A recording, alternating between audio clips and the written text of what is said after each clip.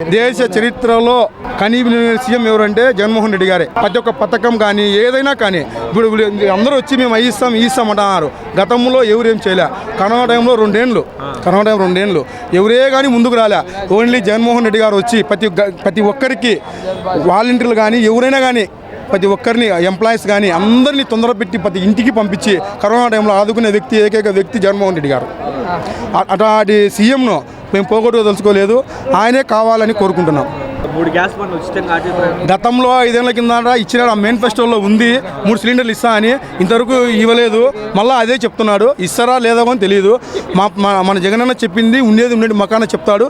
ఏదైనా కానీ మేము ఇస్తాం, మేము మాట ఇచ్చినామంటే తప్పకుండా చేసేసే ఏకైక వ్యక్తి జగన్మోహన్ రెడ్డి గారు. ఓన్లీ ఒక వైఎస్ఆర్ కుటుంబానికి సాధ్యం మంచి చేయడం. కానీ వాళ్ళ మాదిరి తెలుగుదేశం వాళ్ళ మాదిరి అరాజకం లేదు. ఇక్కడ ఈ 5 ఏళ్ల ప్రభుత్వంలో అరాజకం అనేది లేదు. అది ఓన్లీ ఒక వైఎస్ఆర్ కుటుంబానికే సాధ్యం. వాళ్ళు ఎప్పుడైనా కానీ ఒకరిని కడుపు కొట్టడం అన్ని మా సార్కు లేదు.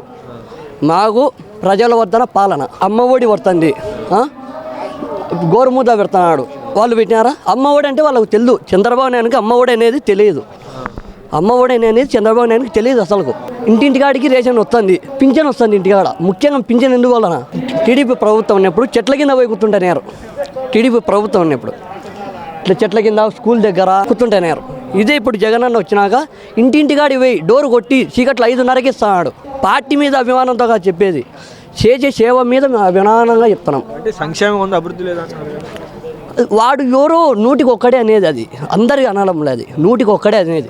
అది సరిపోనోడైతేనే మనం తినకపోని ఒకటే విధంగా ఉండే ప్రభుత్వం ఒక జగనన్న ప్రభుత్వమే. ఇప్పుడు మరి షర్మిల గారు కూడా, ఇప్పుడు నెల్లెడ్డి సునీతారెడ్డి గారు కూడా అప్పుడు ఏమంటున్నారంటే నేను రాజశేఖర రెడ్డి వారసుని, రాజన్న బిడ్డని అంటున్నారు. ఆయమ కూడా వైఎస్ఆర్ కుటుంబరాలే. ఆయమ గన ఫస్ట్లో 5 ఏళ్ల కిందట ఎట్టునేదో ఇక్కడ కూడా ఇప్పుడు కూడా అదే మాదిరిగా ఉండింటే ఆయమ వైఎస్ఆర్ కుటుంబానికి ఆడబిడ్డని మేము ఆయమను తీసేయము.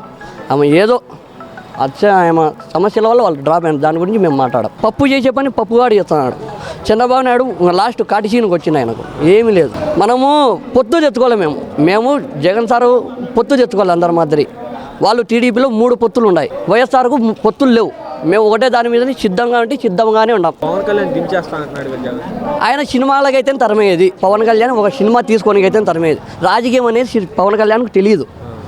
ఎందుకంటే చంద్రబాబు నాయుడు పొత్తు వచ్చినాడు, చంద్రబాబు నాయుడు ఉన్నాడు, పవన్ కళ్యాణ్ పొత్తు తెచ్చుకున్నాడు, బీజేపీని పొత్తు తెచ్చుకున్నాడు. ఈ 3 పొత్తు వచ్చే పొరపాటు నేను కూడా నిలబడే, నేను కూడా గెలుస్తాను చెప్తా. మనం చేసినాము అభివృద్ధి, ఏం చేసినాము, ఏం చెందాలా అది తెలిసినోడైతే రేపు పొద్దున ఆలోచించి ప్రజలంతా సుభిక్షంగా ఉండాలంటే జగన్మోహన్ రెడ్డి సార్ గవర్నమెంట్ రావాలా. మరి ఇప్పుడు షర్మిల గారు కూడా నేను రాజన్న బిడ్డనే, రాజన్న వారసునే. ఆమెకున్ని విలువలు పోగొట్టుకునేదానికి ఆమె పనికిరాని వ్యవహారం అంతా నెత్తినేసుకుంటాను తప్పక ఆమెకు ఏమీ కానీ ఉన్ని విలువ పోగొట్టుకుంటుంది ఆమె అంతే. సూపర్ ఉంటుంది, సూపర్. జై జగన్. పిల్లోళ్ళ కానించి అమ్మ ఒడి కానించి మొదలు పెట్టుకుంటే ప్రతి ఒక్కటి కూడా మధ్యవర్తులకు కానీ ముస్లిం ముతులకు కానీ ప్రతి ఒక్కరూ హ్యాపీగా ఉండరు. ఇప్పుడే కాదు, నెక్స్ట్ టర్మ్ కూడా జగన్మోహన్ రెడ్డి గవర్నమెంట్ రావాలా. వస్తే ఆంధ్రప్రదేశ్ ఇంతకు 3 ఇంతలు డెవలప్లో కూడా స్పీడ్ అందుకుంటుంది. కడపలో ఇప్పటికే చేసినారు, ఇంకా రావాలా. ఇంకా ఈ మన పారిశ్రామిక సంబంధించినవి అన్నీ కూడా వస్తే యువతకు మంచి మేలు చేకూరుతుంది. మంచి ఉద్యోగ అవకాశాలు వస్తాయి.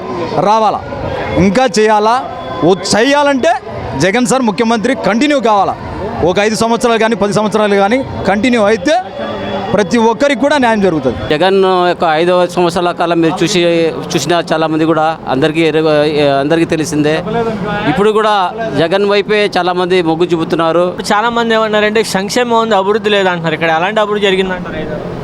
సంక్షేమ అభివృద్ధి లేదనేది అది ఎవరన్నా అంటే తెలియక చెప్పడమే కానీ తెలిసిన వాళ్ళు ఎవరు అనడం లేదు. ఎందుకంటే మన కళ్ళ ఎదుటనే ఉన్నది.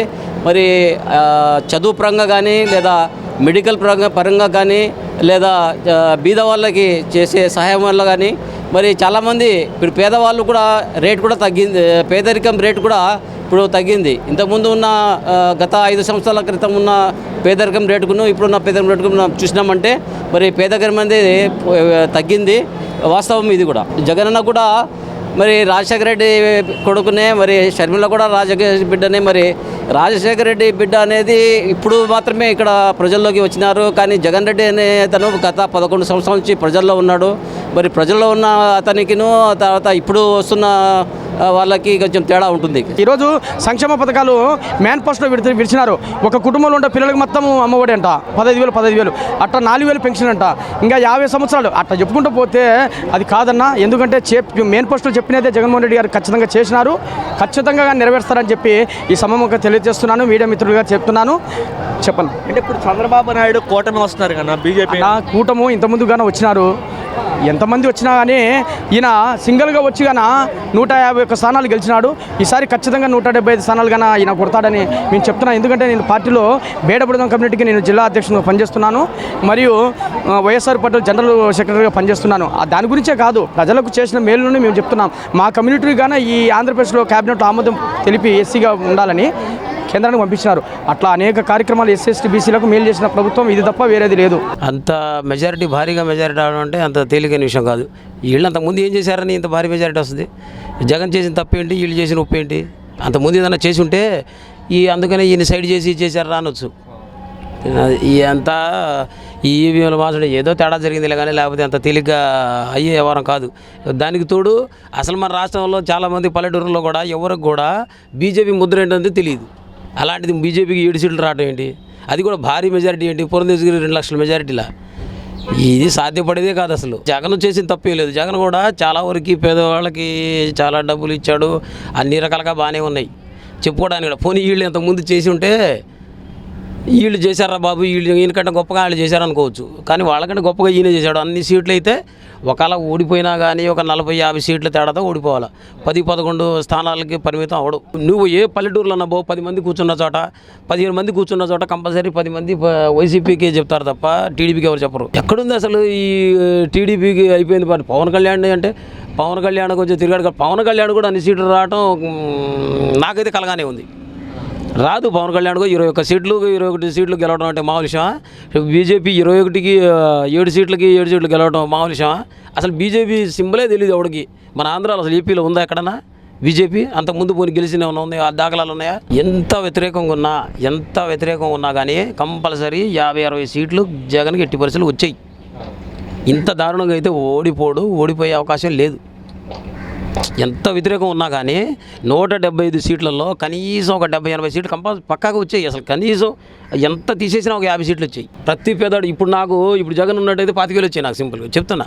అమ్మఒడి 15,000 దాకా వచ్చాయా? ఆటోకు 10,000 వచ్చాయా? ఈ నెలలో వచ్చేయలేను. అంటే జగన్ కంటే ఎక్కువ పథకాలు ఇస్తాను అందువల్ల వీళ్ళ వల్ల కాదండి.